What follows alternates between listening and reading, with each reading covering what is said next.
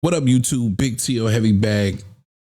Man, I can't even give y'all my regular intro because this whole situation got me messed up, bro. I was really, really excited for this fight.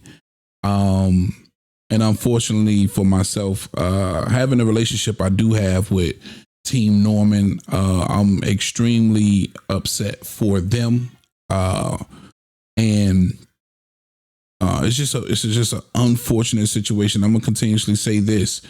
This is the biggest fight that you could possibly make at 147 pounds, right? If you're not bringing back somebody from the dead like a Keith Thurman or, Bud or Spence looking to fight at 47 again, this is the biggest unification that you could possibly make, right? I believe if I asked everyone, hey, which unification at 47 would you like to see? Boots Barrios, Norman Stanionis, Boots Stanionis, Norman Barrios, or Norman and Boots. I think it would probably be a unanimous decision, outside of the little fan bases that Barrios and Stanionis has. It would probably be an overwhelming vote for the Boots Norman fight. Everybody was getting excited about this fight. This really caught some traction. And for them not to be able to seal this deal, it truly, truly sucks. And Eddie Hearn believes that, the Normans outpriced themselves, and he seems a bit upset about it. And I got that audio. I wanted us to give that a listen. Latest update. Do you know what? It's frustrating because you hear everything that Brian Norman Sr. or his daddy's saying, and none of it really makes sense. Like if this is a really simple situation. The first offer that was made to Brian Norman was nicely over $1 million. All right, I just wanted to address that real quick. He says the first offer was nicely over $1 million. So in your head, if something's nicely over $1 million, what are you thinking? Nicely over $1 million to me is like, all right, 1.2. You know what I mean? That's nicely over $1 million. Or even 1.1. So let's keep that in mind. They said that they felt that, not insulting, but was nowhere near. We've made 2 more offers, $250,000 every time now, to levels that Brian Norman insulting, but was nowhere near. We've made 2 more offers. So he said he made 2 more offers over $250,000 each time. So that gets you just $1 million plus the 2 offers of $250,000. That gets you at 1.5. So this could have easily been 1.6 or 1.7, just to break it down for those that might not be good at putting this type of shit together. $1 million every time now, to levels that Brian Norman will never see. And it's like, we keep getting told we're close, then we go back and make another offer, and then we're told by his team that we're actually not that close. And I start to think, Brian Norman, do you want this fight, or are you clout chasing, or as the others might say over here, cap, or whatever it is? Not sure how that works, but not sure it is either. But it's like, do you want to be great, Brian Norman? Like, not being funny. Who is Brian Norman? I know Brian Norman's a good fighter, but no one knows who Brian Norman is.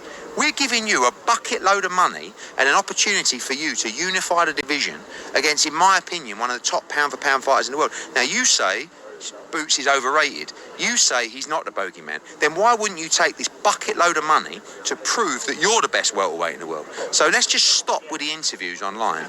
We've gone back 3 times now with more money, to a point, like, with all due respect to Brian Norman, he shouldn't be making this kind of money.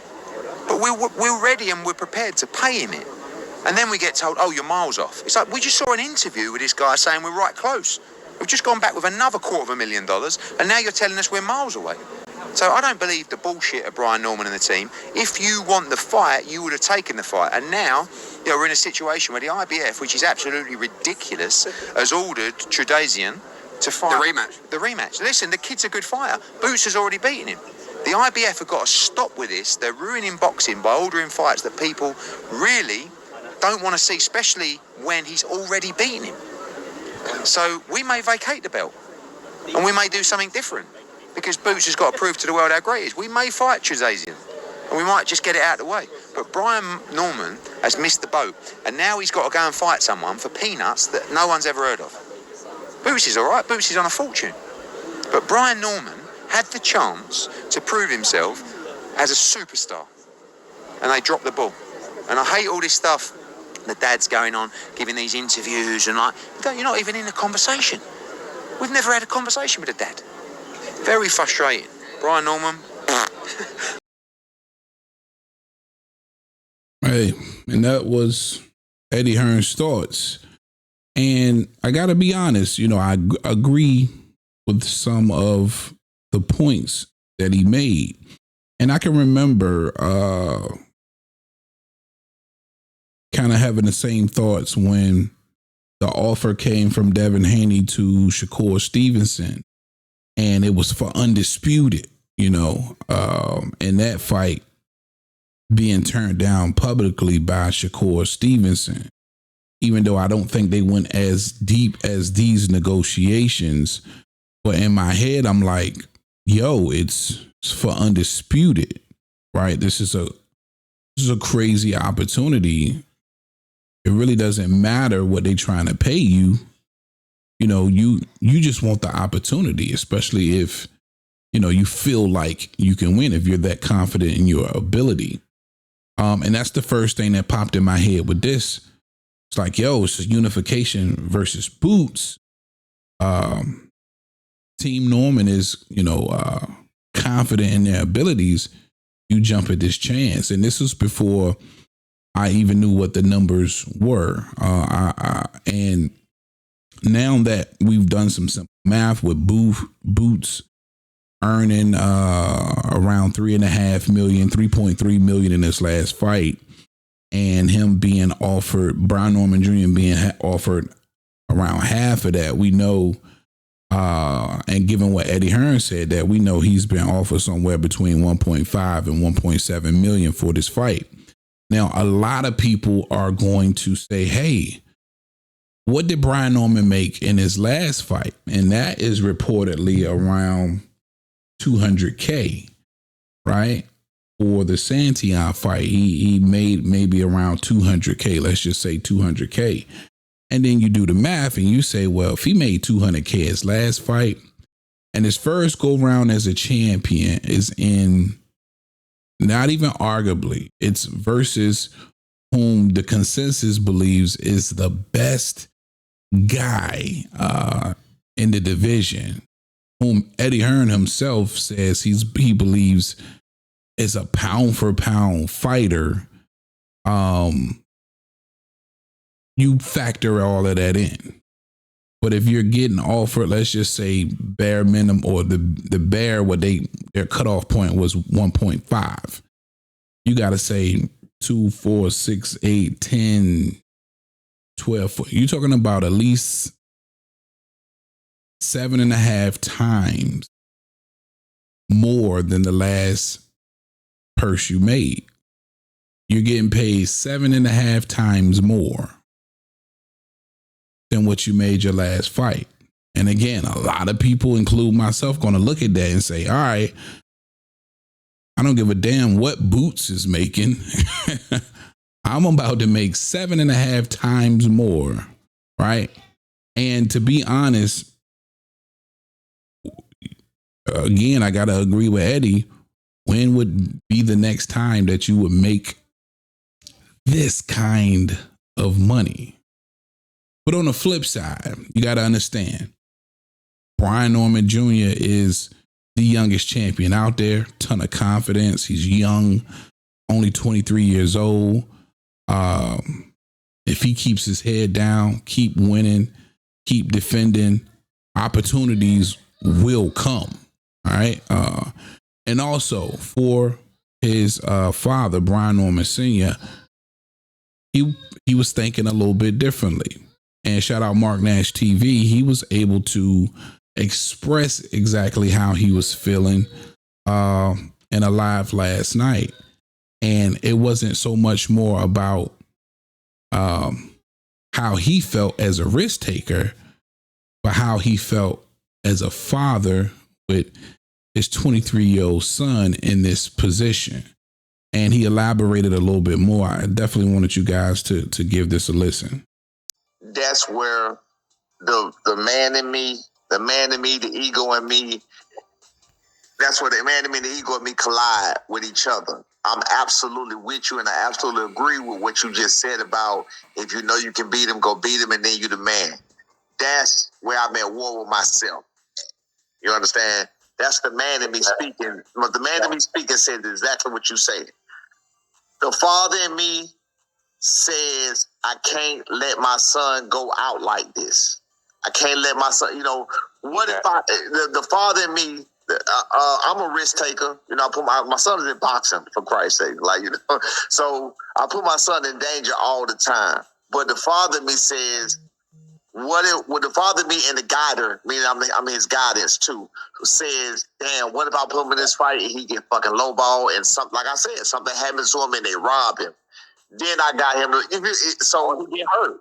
Yeah, or he get hurt, right? It's a lot of things, you know what I mean? So the play, I'm like, at least we got to at least get in again. I feel the monetary amount that we asked for, I still feel that was low. Based on what we were going to do, I still feel it was low, which is why the other champions didn't take it. The other champions didn't take the same thing, and I feel that's why. So, again, to play it safe on this one, because there will be another chance, I just had to, stand on what I believe in, and I said, you know what, I'm not going, I'm going to stand down on this one. You know what I mean? I didn't try to push it. I could have pushed my son to fight. I said, I'm not going to try to push it. We had a number. We told them the number from the beginning. They didn't agree to the number. The number wasn't far off, and they still acting like bitches like that. But you gonna pay this man 4 times that or 3 times that? That's crazy to me. You know what I'm saying? 4 times that. I'm sorry, it'll be about 4 times that. So you gonna pay this man 4 times what you trying to pay my son? I just couldn't let him do it. I couldn't let him do it, and then. All right.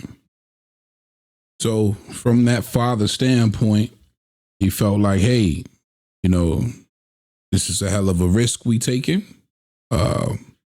Anything could happen. We could get robbed, and they could be left in an even worse spot than the beginning of this journey as a champion. Because mind you, this would be Brian Norman Jr. first title defense as a full champion.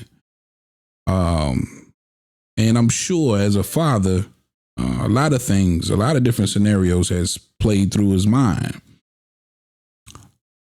But again, the detractors, the people who's going to say that he's ducking, they're going to look at situations like a Teofimo Lopez, who retired because he admitted to us that Top Rank only wanted to pay him $1 million for these title defenses. And here you have a Brian Norman Jr. in his very first title defense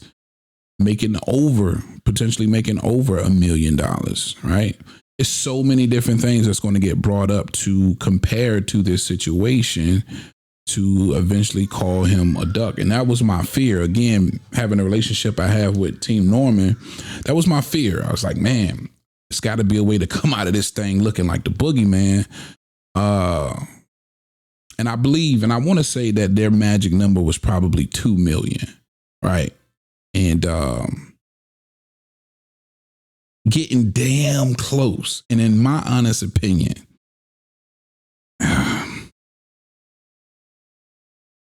it's hard because it's not my son, at the end of the day. And if I'm looking at it from just a pure fight fan, I say the same thing about Shakur Stevenson. Bro, you got to take that fight. It's against arguably the best, and it's for undisputed. And as a pure fan, I'm saying, hey, B Norman Jr., you got to take this fight. You're getting more than T.O. was getting versus some of those guys that he was defending his title against. And he's been headlining over there in Top Rank on Heisman weekend for the last, I don't know how many years. So, it's just a tough situation. Unfortunate series of events. Definitely want to know y'all's thoughts in the comment section. I'm torn. I just hate the fact that this fight may have fallen apart, but I do believe it could be salvaged. Maybe Team Norman says, hey, the last offer is good enough for us. You guys really want to do it? Let's do it. Let me know what you think in the comment section, man. That's all I got for y'all on this one. Big T.O. Heavy Bag. I'm out of here. Talk to him, Roger. Most motherfuckers don't know shit about boxing.